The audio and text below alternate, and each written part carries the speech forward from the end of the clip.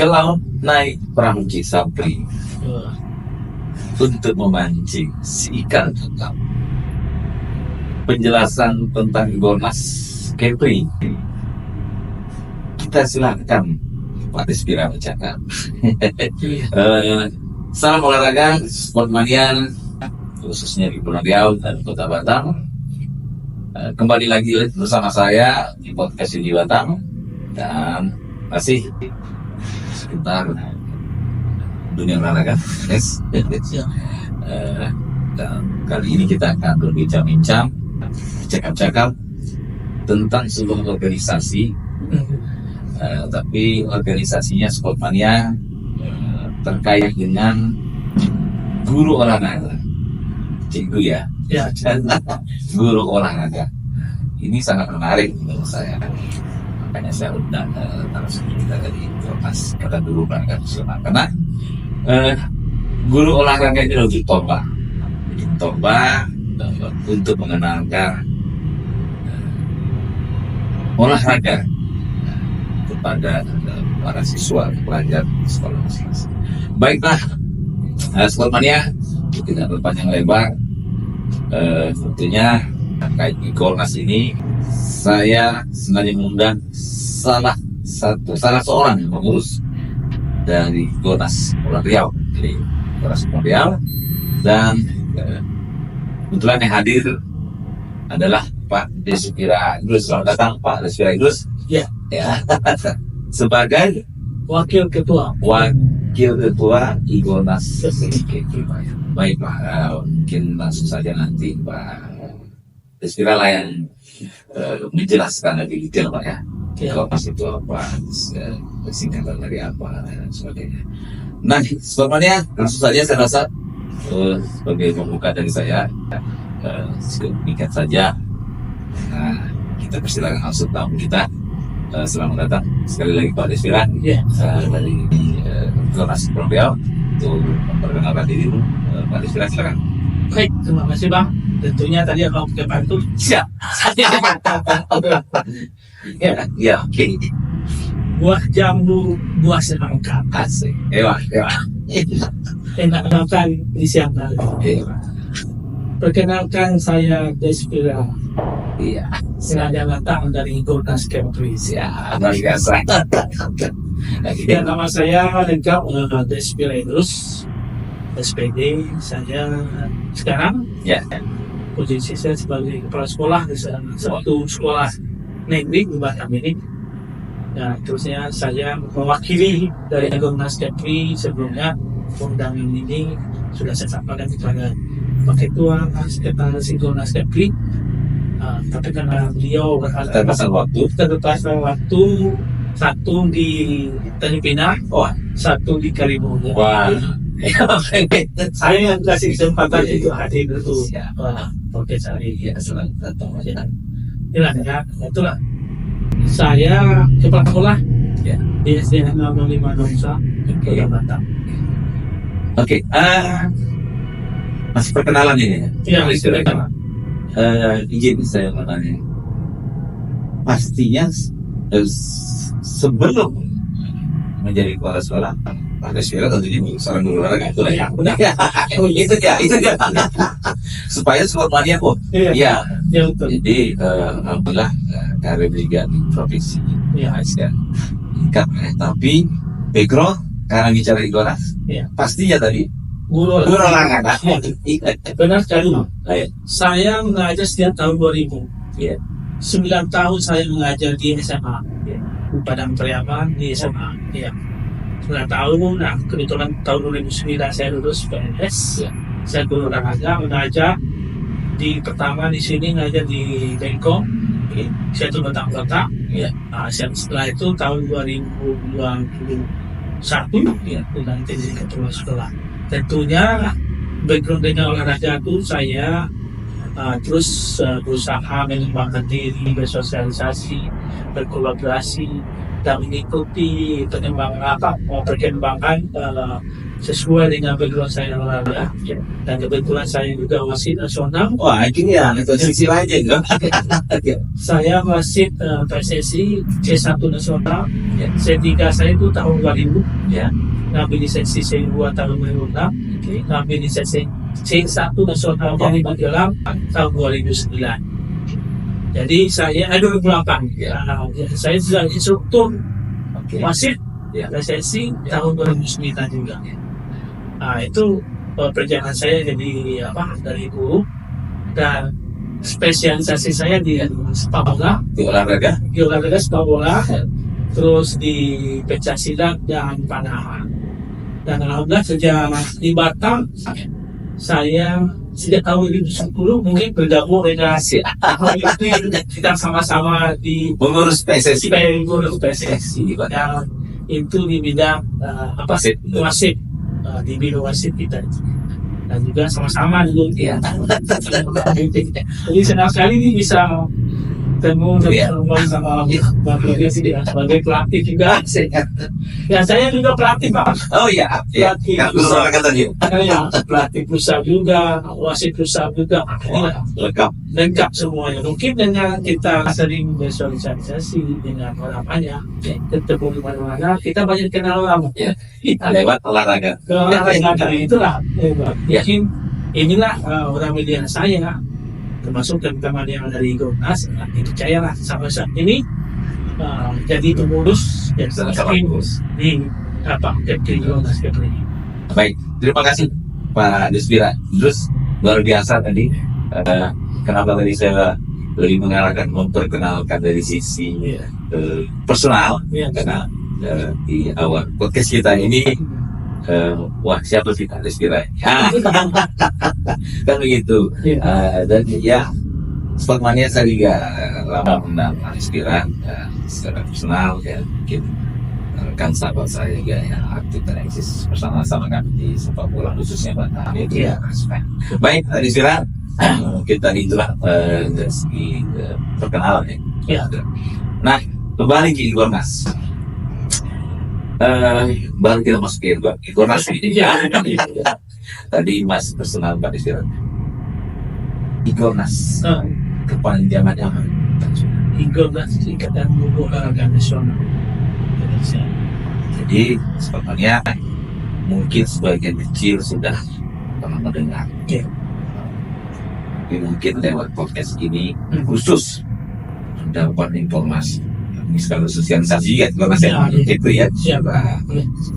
Nah, berarti kembali lagi Gornas Ikatan Guru Olahraga Nasional. Ya, artinya saya simpulkan organisasi yang memadai guru olahraga, khususnya kita bicara sekarang di Gornas, begitu ya?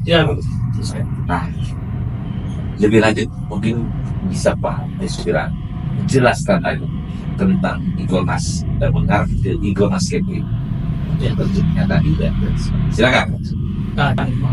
Nah, sebenarnya Gornas ini sudah berdiri Pak di Jakarta itu tahun 2021.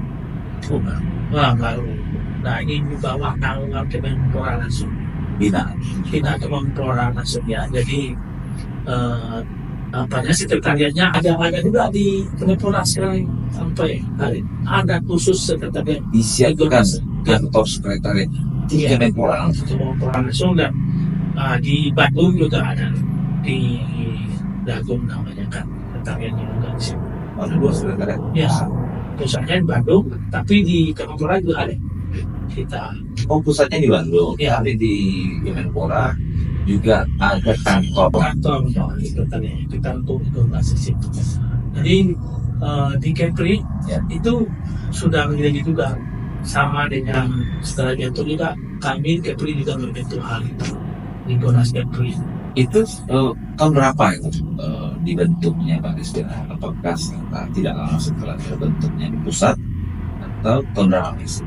Ya, sama setelah Gornas Kepri Gornas di pusat terbentuk, ya di Kepri langsung dibentuk juga, tahun yang sama. Nah itu, dan sampai jalan itu alhamdulillah sudah terbentuk di masing-masing kabupaten kota yang ada Kepri ini. Ada 7 sudah terbentuk semua. Sudah terbentuk semua. 2 kota, 5 kabupaten. Ada Batam dan Pinang itu kota asli. Karimun, Bintan, dan Natuna, Anambas dan 3 kabupaten. kabupaten asli itu. Dan itu sudah terbentuk kepengurusannya. Dan Ikomnas ini secara keseluruhan di 30 provinsi yang ada di Indonesia itu sudah terbentuk juga kepengurusannya. Ya. Nah, sudah terbentuk semua kepengurusannya. Ya, ini sudah berbadan hukum. Ya pastinya ya. Pastinya. Nah, inilah kita di Kepri sekarang lagi melakukan pembuatan pendataan anggota ya guru olahraga yang ada di Kepri khususnya. Itu. Oke, baik, terima kasih. Sekilas tentang organisasi Ikomnas khususnya Kepri ya, Pak Israel. Iya. Ya. Pertanyaan selanjutnya ini. Iya.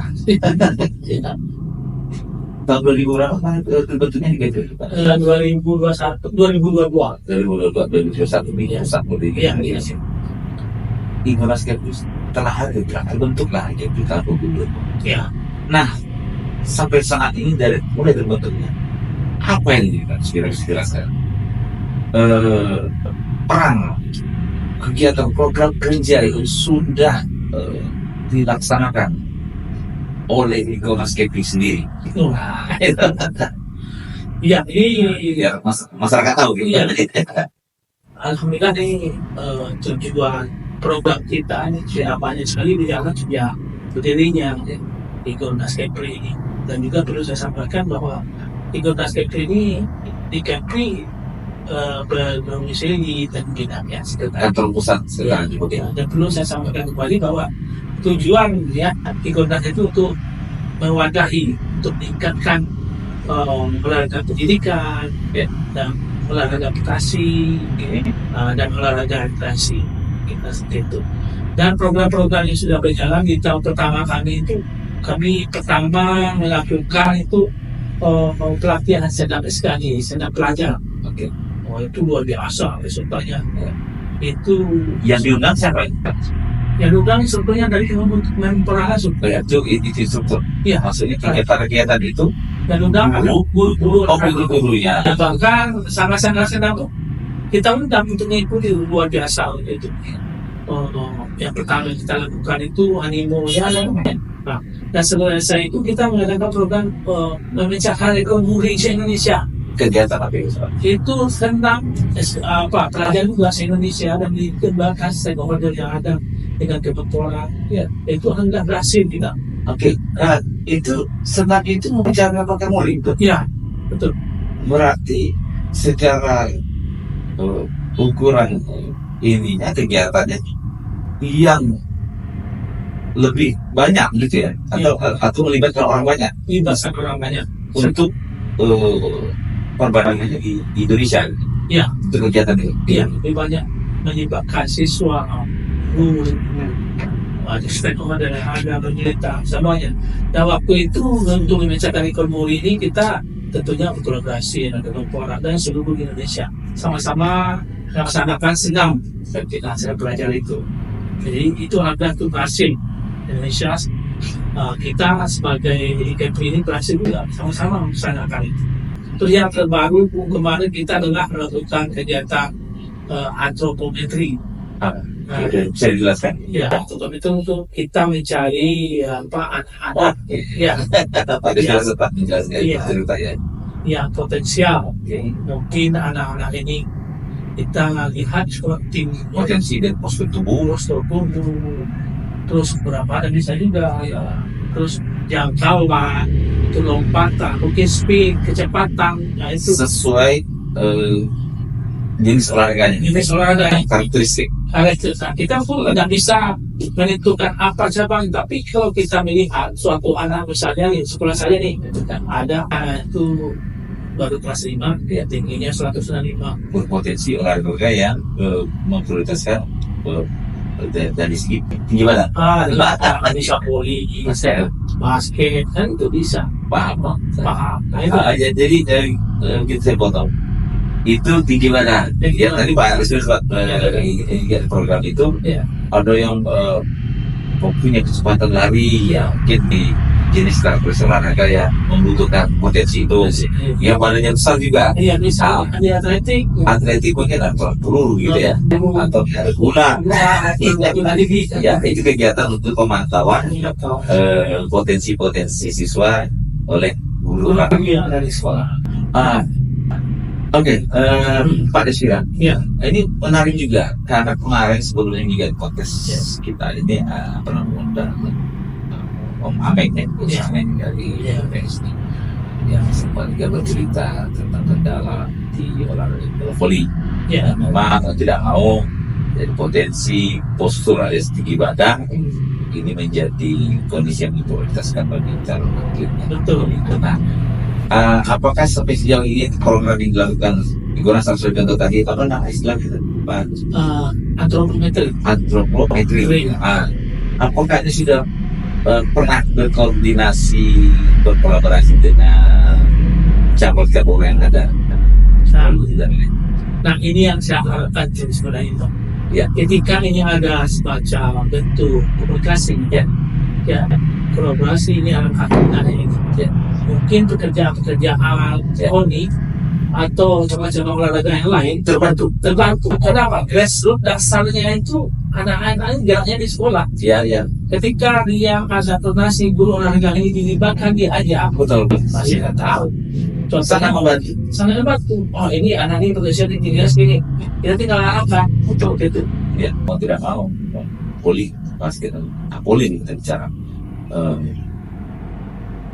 Mau tidak mau harus mendidik calon-calon atlet yang dibina itu dengan potensi tinggi badan yang maksimal. Betul. Saya pikir juga itu juga sebuah solusi untuk bisa berkolaborasi dengan Ikona sebenarnya. Jadi tidak sulit. Ada data lagi. Ada data. Jadi oke, ini cabur atlet tinggi badan. Nah, silakan kita ada data siswa-siswa yang secara potensi postur tubuh maksimal bisa untuk diarahkan ke cabur terkait. Jadi itu yang menurut Pak Desira tadi diharapkan juga cabur-cabur juga harus bisa melihat ini gitu ya. Ya, benar sekali. Kalau cabur-cabur itu melibatkan atau berkomunikasi dengan kami Komnas, itu kami memang sudah ada data Kepling di mana sekolah tingkat SD, tingkat SMP, bahkan SMA, SMK itu ada datanya. Program tadi ya. Dengan program tadi, nah ini sudah kami laporkan ke program.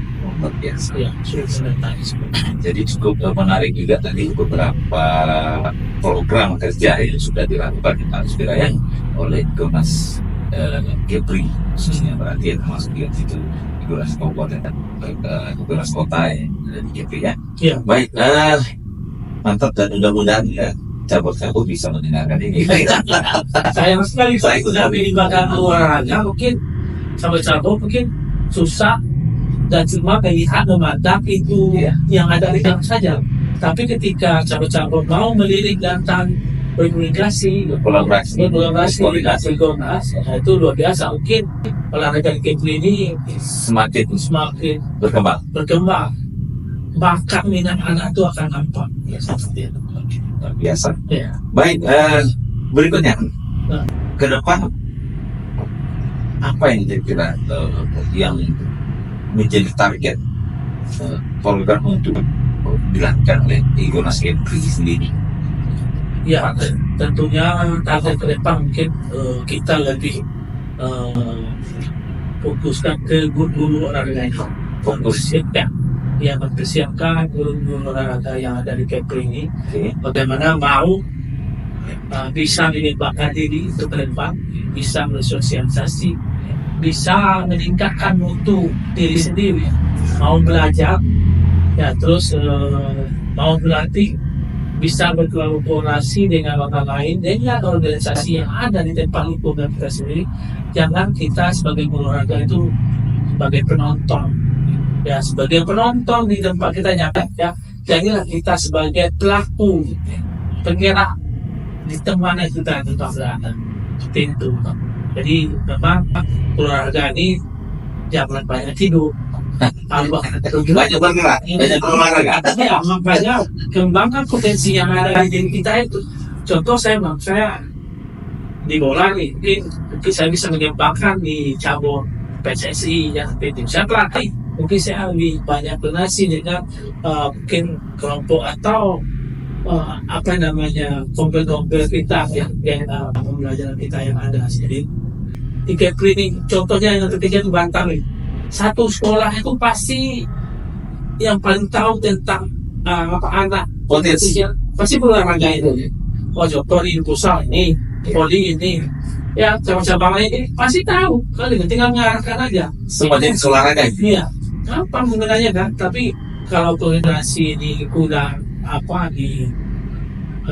kurang aktif kita, artinya kita akan tidak dikenal orang.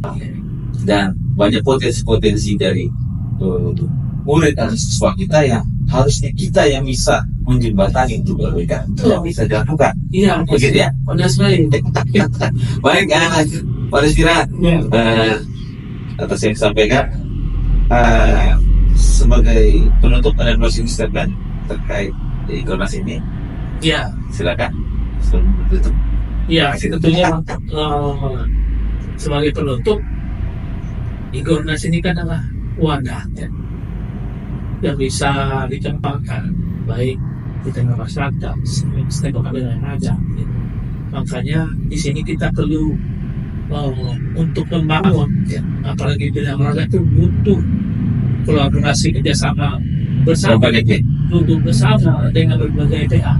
Makanya kami olahraga itu sangat ingin berkolaborasi, berkomunikasi, duduk bersama dengan stakeholder yang ada. Contoh PONI, itu cabang-cabang olahraga yang lain itu potensi, iya, potensi tapi tetap melakukan pastinya, bagi olahraga pelajar, olahraga pendidikan, olahraga adaptasi, olahraga rekreasi, kita pasti mau terlibat di hal, asalkan tentunya ada koordinasi dan ada kolaborasi dan kami akan selalu meningkatkan kompetisi profesionalis legalis sebagai guru olahraga tentunya melalui peningkatan pelatihan yang ada yang sesuai dengan era sekarang, mengikuti perkembangannya dan concern pengurusan Igornas kami melalui pelatihan tidak hanya balik ke pemporan langsung lagi biasa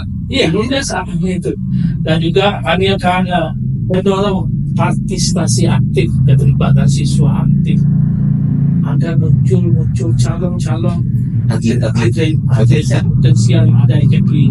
Terus kami akan menjalin dan fasilitasi semua itu kerjasama yang baik dengan guru-guru, siswa, orang tua dan sebagainya, stakeholder yang ada di sini. Dan tentunya akan mengembangkan program-program yang lebih inovatif ke depan. Dan sesuai dengan kebutuhan siswa. Kami yang kami akan siap untuk membantu itu, karena kami guru olahraga ini adalah paling bertanggung jawab lah terhadap perkembangan dunia olahraga ini.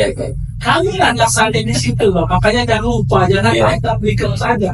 Kalau ada yang di klub itu adalah ada pelatih, tapi di grassroots dasarnya di sekolah itu. Dan juga kami akan mengajak seluruh masyarakat yang ada untuk yang Kepri ini, ayo sama-sama kita bangun olahraga di Kepri ini bagaimana ke depannya lebih baik, bisa mengangkat Kepri tentunya, khususnya itu Bang. Mungkin itu saja. Baik, terima kasih luar biasa Pak Rizkira atas bincang-bincang dan kita tentang Ikatan Guru Olahraga Nasional tentang cikgu olahraga khususnya. Oke, mungkin demikian Pak Rizkira kali ini, Pak Rizkira. Terima kasih sudah berhadir, dan semuanya sebagai informasi yang sudah disampaikan dari Igornas Kepri, Pak Rizkira sebagai wakil Ketua Igornas Kepri. Semoga bermanfaat dan bisa diambil poin-poin penting untuk kemajuan olahraga khususnya di Kepri. Demikian, sampai jumpa di podcast kami berikutnya. Salam olahraga. Jaya.